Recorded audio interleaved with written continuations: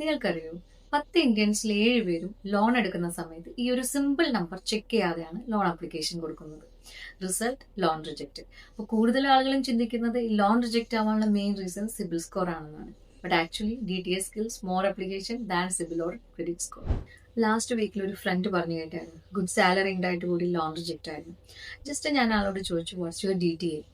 അപ്പോൾ ആള് DTA what's that? കൂടുതൽ ആൾക്ക് അതറിയില്ല.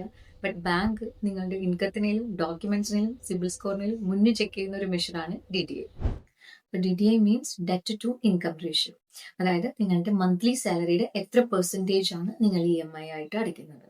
അപ്പോൾ അതിൻ്റെ ഒരു സിമ്പിൾ ഇക്വേഷൻ ഉണ്ട്. അതായത് total EMI divided by your monthly salary into 100.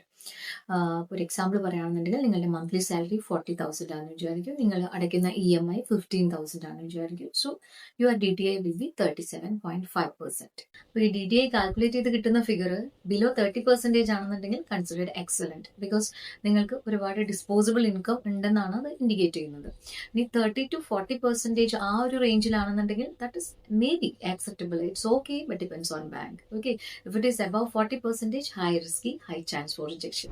So before applying for any loan, whether it is personal loan, car loan, home loan, educational loan, calculate your DTA first, because this 20-minute calculation will save you years of stress.